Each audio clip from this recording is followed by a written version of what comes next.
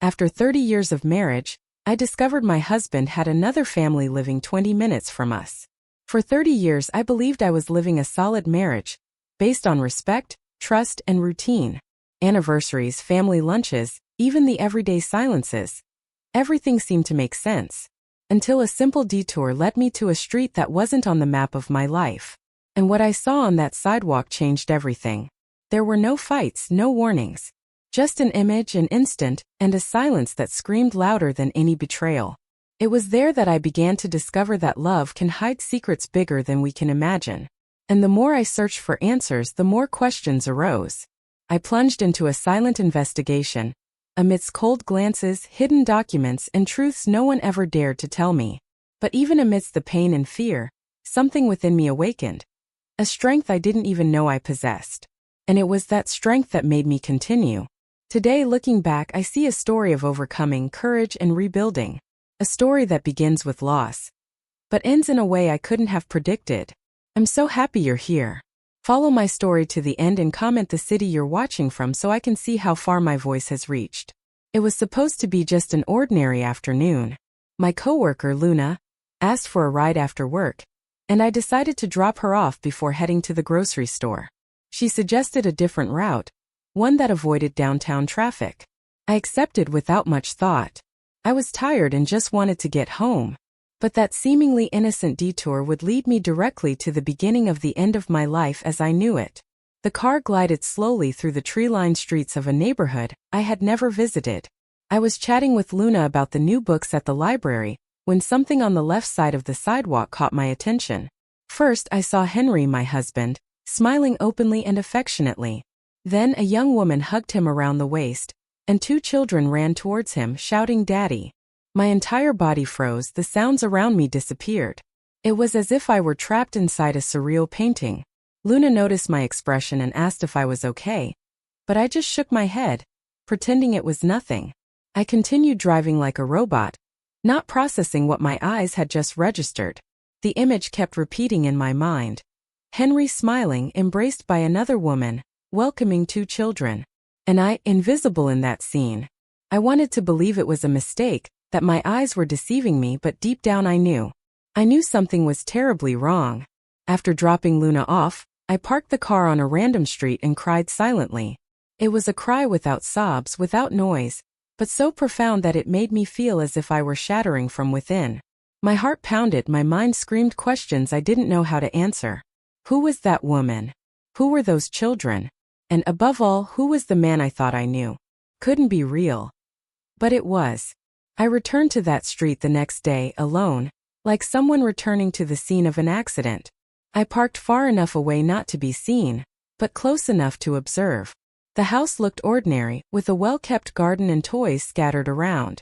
Around 6 in the evening, the door opened and Henry came out, wearing the same blue shirt he had worn that morning when he left home with me. He walked naturally, as if that were his home. He kissed the woman on the forehead, said goodbye to the children, and got into the car, driving away in the opposite direction from our house. I was paralyzed. Nothing in his posture indicated guilt or haste. It was as if he were living 2 parallel lives with the same ease as changing a shirt. I didn't know if I wanted to scream, cry, or confront him right there. But I stayed where I was, hidden, feeling my soul crushed by the image of his serene betrayal. The anger grew within me, but it was still cold, controlled. It was as if my body were operating on autopilot, maintaining the appearance of normality, while my inner world crumbled. Henry, the man with whom I shared 30 years of my life, with whom I had a son, built dreams and routines. Now he was a stranger, an imposter. And the house where I saw him, with that woman and those children, seemed more like a home than ours had in recent years. I returned home before him, sat on the sofa and waited. When he entered, he greeted me with a kiss on the forehead and a tired smile. He talked about traffic, work, the weather forecast. I just nodded, showing nothing. Inside I was screaming, but outside I smiled. It was a choice. I wasn't ready to confront. Not yet. My husband had another life. And it was complete. During the following days, I became a silent observer. Every step he took was analyzed, every gesture mentally replayed with new lenses. What was once routine was now suspicious. When he said he had a late meeting, I noted the time. When he went out to deal with something at the bank, I timed it. My notes became a form of resistance, of maintaining sanity. I didn't want to be carried away by emotion. I needed clarity. I needed to understand the extent of the lie I had lived. Henry hadn't changed his behavior towards me, which made everything even more terrifying. How could he maintain two lives so naturally? How could he look into my eyes every night, knowing what he was hiding? His coldness hurt me more than the betrayal itself. Times I wished I was wrong. I wished it was all just a nightmare or an absurd coincidence. But it wasn't. And as much as it hurt, I knew I had to see it through. Confronting him without proof would be in vain. He would deny it, turn the situation around, call me paranoid. I knew him too well not to anticipate his moves. So I waited. I planned. I began to document everything. Photos of times, license plates, descriptions of encounters. It was like living a spy movie where I was the betrayed spy. Amidst the internal chaos, a spark of determination emerged. I wouldn't let 30 years be reduced to a silent lie.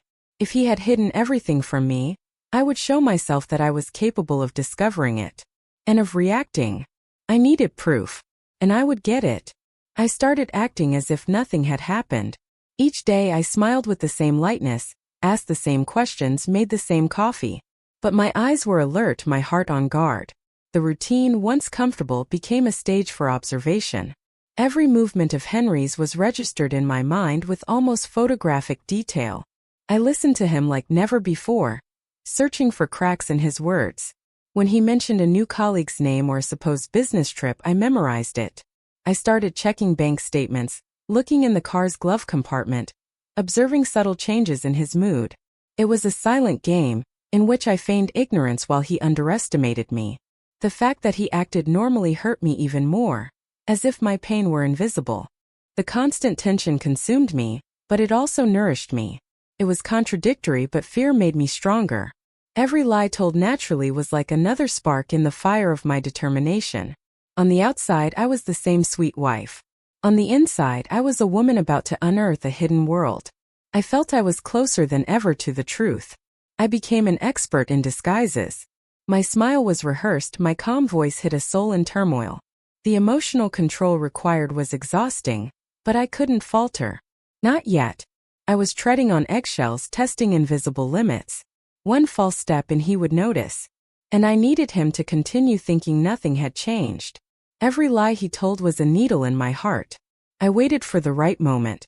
One late afternoon, Henry left saying he had a meeting with a supplier. His tone of voice was firm, but now I recognized the effort behind the lie. I waited 10 minutes and followed him in my own car. I kept my distance, observing every turn he made, every street he entered. My heart felt like it was going to burst, such was my anxiety. When he parked, I realized it was the same house as before.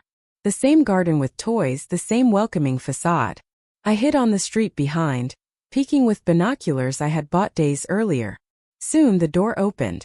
The woman appeared smiling, followed by the children. And there she was. The girl with a drawing in her hands, running towards him and shouting, "Daddy." My world started spinning again. How could he be called that by another child so naturally? It wasn't a slip, it wasn't a hidden romance. It was a complete life, a structured family. I felt the air leave me for an instant. The confirmation of what I feared was before me, alive and evident. And even so, it hurt more than I imagined. I sat in the car seat trying to hold back the tears. The image of her in his arms was unbearable. And worse, he seemed happy. A loving father, a devoted husband. Just not to me. The pieces of the puzzle began to fit. I had been out of that picture for a long time and hadn't noticed. Or hadn't wanted to notice.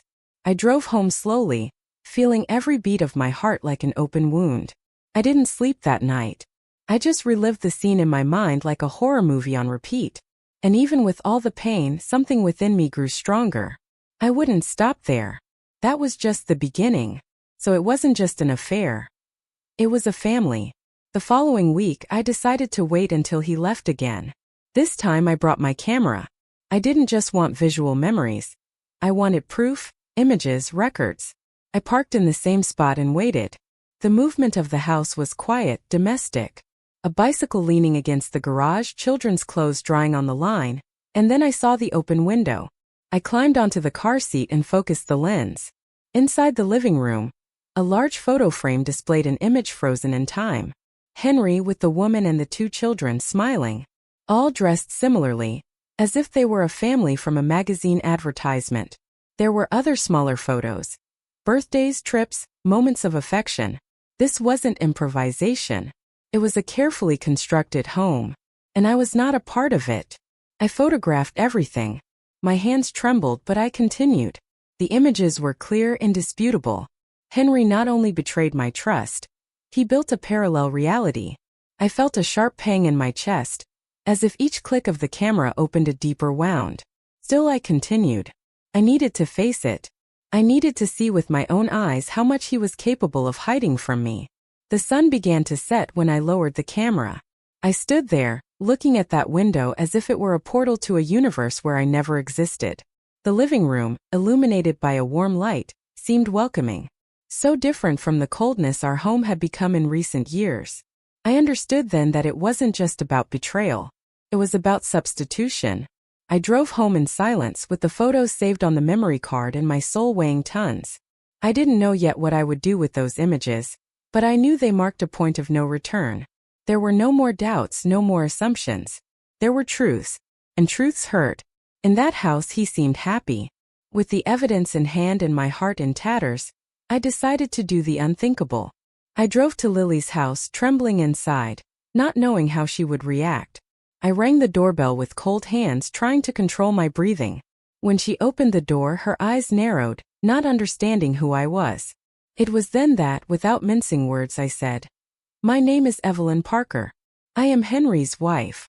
The silence that followed was more painful than any words. Lily blinked a few times, as if trying to decipher if this was a joke. Her face flushed, then paled, and her hand gripped the door more tightly. I maintained a serene posture, though inside I was crumbling. My tone was calm but firm.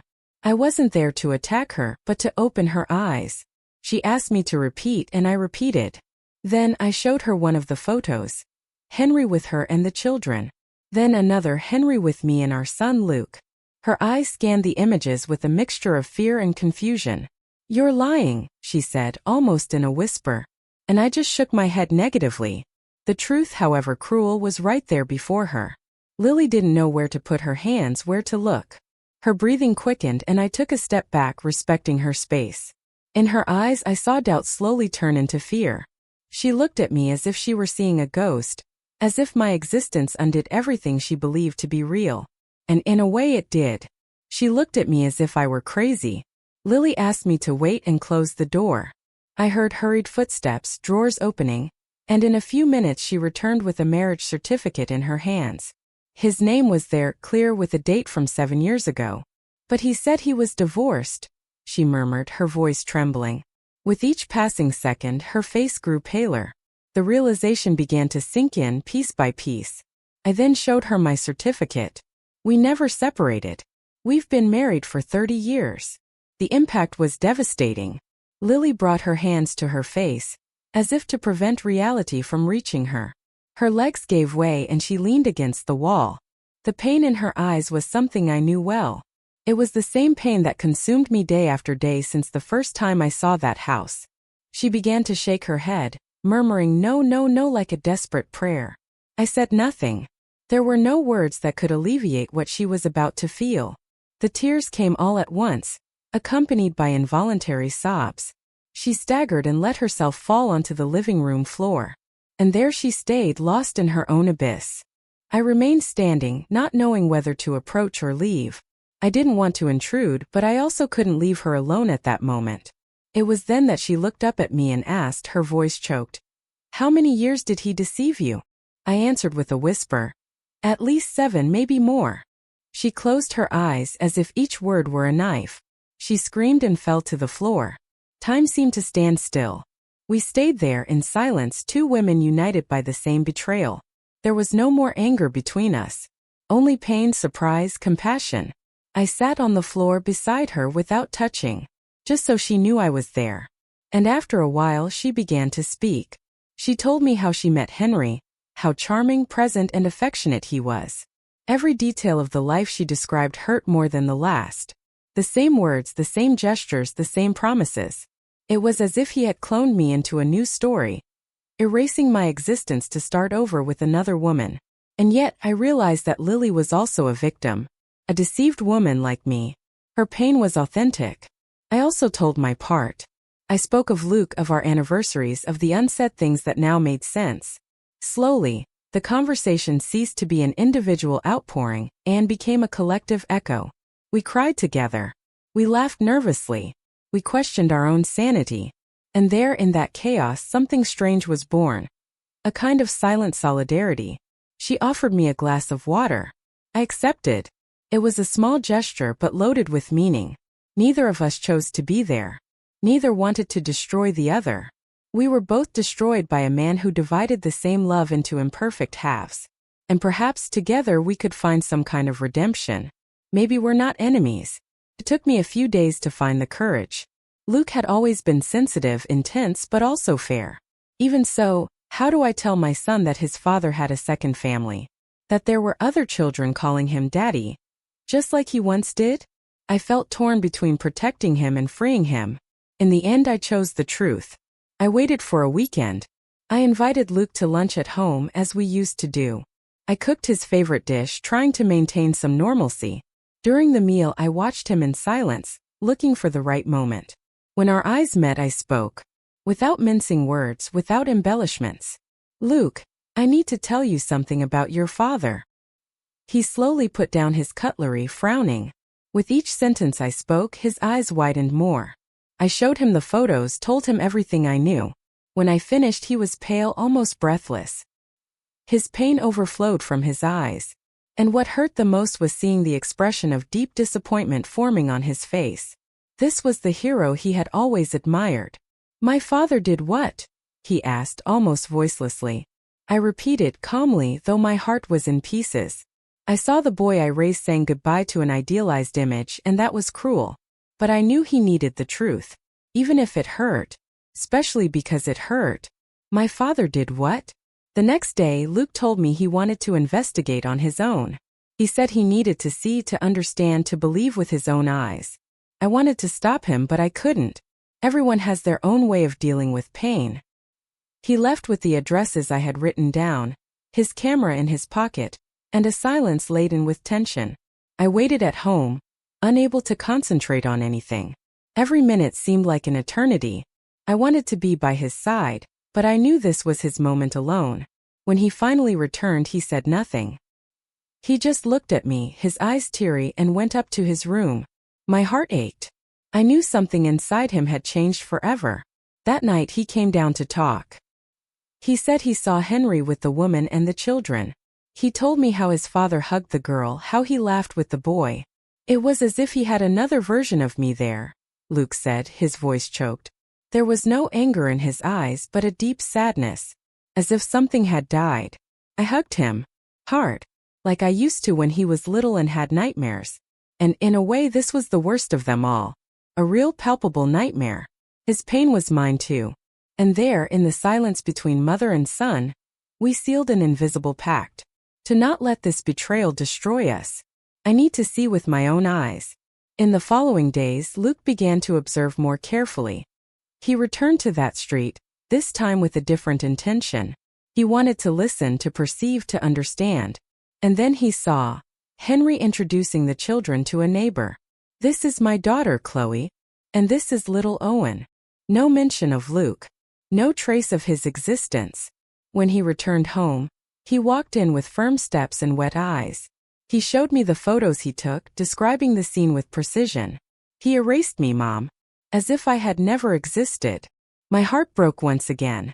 I hugged him and said nothing, because there were no words to mend that. Luke spent hours silent, staring at a fixed point. Paternal betrayal is a different kind of pain. It tears at a place words cannot reach. And I knew he needed time.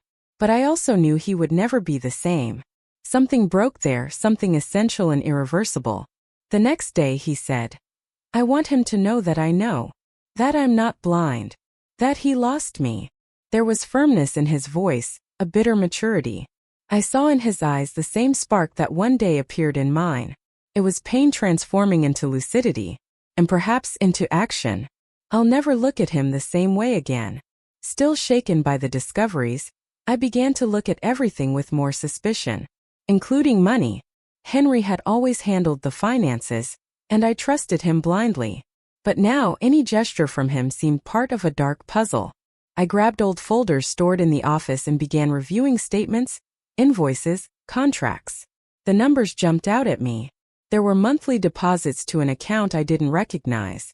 High amounts always on the same day of the month. At first I thought it was an investment, but I soon realized there was no return. They were continuous outflows without justification. A sense of alarm took over me. That didn't match what he always told me. I rummaged through even more papers, now with a spreadsheet open beside me. I noted every suspicious movement. The more I dug, the deeper the hole became. I also saw that some of these transfers began years ago, on dates coinciding with the birthdays of the children from the other house. It was clear. The money was being used to maintain that double life. The ground beneath my feet seemed to give way. This wasn't just an emotional betrayal. It was also material, practical, premeditated. Henry not only divided love, he diverted resources, time, energy, and security. I had dedicated myself to building a home, while he secretly dismantled it. My blood boiled, but no longer from pain. It was indignation. These transactions weren't for us. I continued my search, now focusing on my own documents. I found the dossier for our retirement, pension plan, and reserve fund. Henry's contribution was high, as it always had been. But upon checking the current balance, I noticed something disturbing. There was much less than expected. I compared the numbers with the statements, and then the truth appeared. He was taking money directly from our reserve to support the other family. Small monthly amounts with generic descriptions. I saw Lily's name on a transfer. And further down, the children's private school. My stomach churned. His audacity was unbelievable. He wasn't just lying. He was financing the lie with what was rightfully ours. I felt a different kind of anger. More mature. It was no longer a raw, desperate emotion. It was a rational, firm force. How could he do this to Luke? To me? With 30 years of shared life? I sat down, took a deep breath, and understood. He wasn't planning to stop. This was a structured system. Cold. Calculated. And it had been going on for too long. I started printing documents, separating evidence, numbering the files. I put everything in a red folder, labeled with something I never imagined writing. Deception Financial. The folder trembled in my hands, as if carrying the weight of my entire marriage. But along with the fear came a new certainty. I wouldn't allow this anymore. He was betraying us financially too. It was time to stop observing and start acting. I called Owen, my old lawyer friend. We scheduled a meeting for the next day. I arrived with the folder in my hands and my heart racing. I explained everything from the beginning, including the financial diversions. Owen listened in silence, but his gaze said it all. He knew this was serious. He advised me to maintain absolute secrecy. He said that justice depends on evidence, not impulses. And that, yes, there was a possibility of suing Henry, both for financial betrayal and for concealment of assets. I was in shock. I never imagined that one day I would need to take legal action against the man with whom I shared a life. But something in me was no longer the same. The submissive, silent woman had been crushed by the facts. In her place, someone firmer, more sober emerged. I didn't want revenge. I wanted justice. I wanted protection. I wanted to prevent him from continuing to act as if everything were under control. It wasn't anymore. Before leaving, Owen held my hand and said, "You are stronger than you think, Evelyn." I smiled faintly, but at that moment I began to believe it. I returned home with the folder tucked away in the back of the closet, and the decision tucked away deep in my soul. Henry didn't know it, but he had just triggered something irreversible. Time to turn pain into strategy. I was organizing books in the library when I saw Lily at the door. Her face seemed firm, but her gaze carried hesitation. My heart raced. I didn't expect to see her there, much less at my workplace. She approached slowly and before I could say anything spoke clearly. "I want to help. If he cheated on both of us, why don't we join forces?" Took me a few seconds to react. The scene was surreal. Two women betrayed by the same man, now face to face, surrounded by silent bookshelves. I invited her to sit in the back room, away from prying eyes. And there, with trembling hands, I heard her proposal. She wanted to participate in the investigation. She wanted justice too. Lily said she was feeling lost, but she needed to act. Seeing Henry act so naturally after everything was unbearable. "He still comes home and kisses me on the forehead," she said, her eyes welling up. I understood exactly what that meant. It was a gesture I also knew well, and one that now disgusted me. I watched her in silence for a few seconds.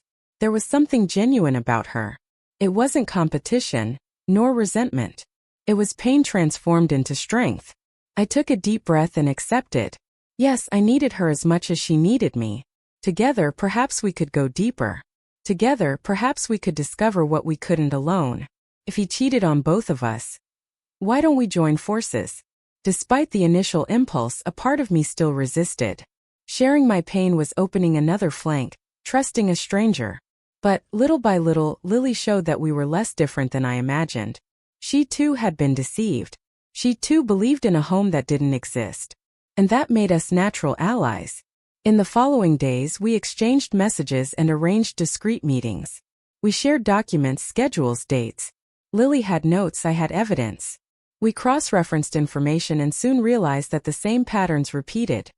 He lied with the same confidence at the same times, with the same excuses. With each discovery, a new piece of truth was revealed. And with it, more outrage. But also more clarity.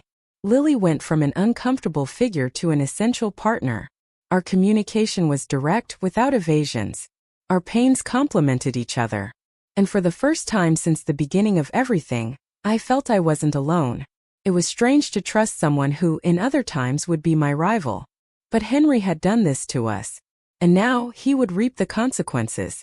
That unexpected alliance began to take shape, solid, determined. A new chapter was opening. And we were writing it together. We have more in common than I thought.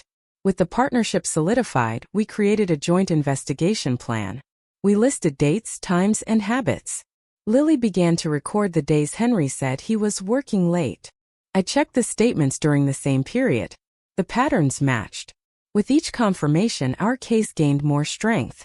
Little by little, we even discovered details about the children. The school they attended, the teacher's name, the pediatrician. Henry had created an entire universe, and every part of it cost money, time, presence. Meanwhile, at home, he gave us crumbs. We were determined to completely unmask him. We went to the school pretending to be aunts. We got a copy of the girl's school record. And there it was. Henry as the father, with an address and phone number that matched the other house. It was more than enough. And it didn't stop there. We discovered he had taken out a life insurance policy with Lily as the beneficiary. The shock was constant, but now it was accompanied by a kind of empowerment. Each revelation hurt, yes, but it also made us stronger. The woman I was no longer existed. Lily had also changed. Now we were two women with a common goal, and an unwavering certainty. He would not get away with it. He's not prepared for what's coming. When we thought we had everything under control, Henry began to react. His actions subtly changed. He started hiding his cell phone, changing passwords, inventing new commitments. We also noticed strange movements in joint accounts. He was covering his tracks, perhaps already sensing our actions. We felt the ground give way again. He still had resources, he still had power. The messages Lily received began to sound cold, distant. He spoke less about work and more about future possibilities. Necessary changes. With me, he feigned normalcy, but made calls in the bathroom, locked folders on the computer. It was clear he was trying to hide assets. And we, without access to everything, began to fear losing the little we had left. I spent sleepless nights. Lily did too. The feeling of helplessness returned like a heavy fog. For a moment, I doubted if we could defeat him. Henry was meticulous, influential, persuasive. Everything about him was calculation. And now he played to confuse, to tire, to make us retreat. But we wouldn't retreat. Even exhausted, we remained firm. It was Luke who gave us strength at this moment. "You've gone too far to give up now," he said. That phrase awakened me. He was right. Henry might have more power, but we had the truth. And with it there was a chance, small perhaps but possible. We just had to find the weak point. The loophole. He still thought he had control. The following week I scheduled another meeting with Owen. I brought all the updated documents, including records of suspicious transactions. He listened attentively, noting key points. Then he asked for a copy of our cohabitation agreement, signed more than 20 years ago. It was a document I had almost forgotten existed. We spent hours analyzing old clauses. And it was there, among technical terms and old dates, that Owen found something. A specific clause stated that any asset acquired during the union, even if in the name of only one spouse, should be shared equally, including future applications, investments, and reserve funds. My heart pounded. That changed everything. Henry could hide whatever he wanted, but legally half of it belonged to me. More than that, any attempt to conceal constituted patrimonial fraud. Owen smiled at the discovery. I almost cried with relief. Finally, a legitimate weapon against that empire of lies. With the clause in hand, we began to gather the evidence to present in court. The plan was now clear. It wouldn't just be a separation. It would be a reckoning. Henry would lose everything he had built on deception. And for the first time in weeks I breathed calmly. There was a way. And it was mine. He just lost the game. I returned home with a new energy. I sat at the kitchen table with Luke and told him everything. He smiled, a shy but sincere smile. That's what I'm talking about, Mom. For the first time in a long time he seemed proud of me.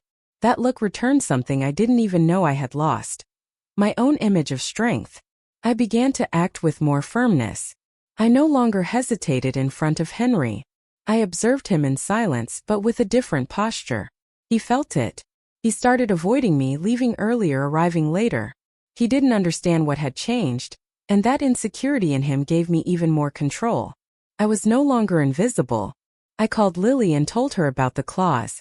She cried on the other end of the line. She said that now she could finally breathe. We started organizing the next steps with Owen, carefully documenting everything.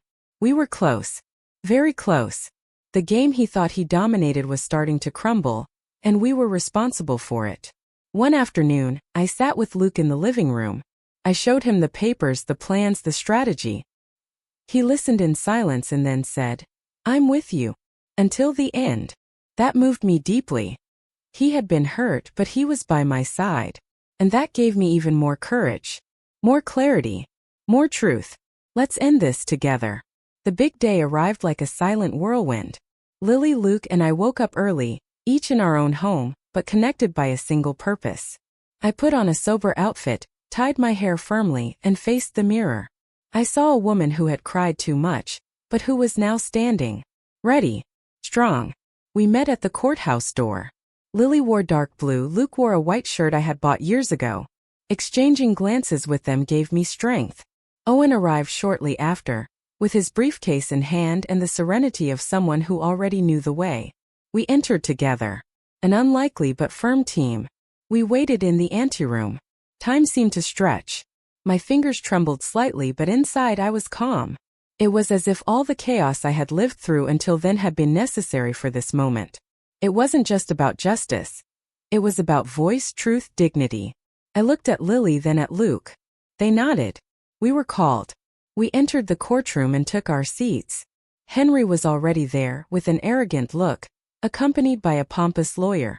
But something in his eyes betrayed nervousness. Perhaps he knew deep down that his reign of lies was about to end. And it was. The tide had turned. Everything I lived brought me here. The judge listened to us attentively. Owen presented the evidence with precision. Statements, records, photos, contracts, the clause. Lily recounted her experience. I narrated the trajectory of the deception. And then, without room for doubt, the truth lay bare before everyone. Henry tried to argue, prevaricate, play the victim. But it was too late. The judge's expression changed when he read the documents. His eyes narrowed, and he called for silence. Henry tried to interrupt but was cut off. Owen handed over the last papers, a summary of the patrimonial fraud. The judge took a deep breath and then gave the preliminary verdict. The case would be sent for full trial, but there was sufficient basis for an immediate asset freeze. Henry paled. He tried to say something, but the judge silenced him firmly. His lawyer lowered his eyes, and at that moment I felt it. His empire began to crumble before the law, before justice, before me. I took a deep breath.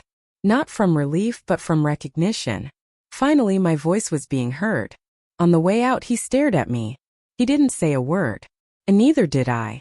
My silence weighed more than any speech. Lily held my hand. Luke walked by my side. And as we descended the courthouse stairs I understood. Something inside me had been restored. And no one could take that away. The judge didn't hesitate. That night I sat alone on the porch. The wind was light, the sky clear. For the first time in months I wasn't suffocated.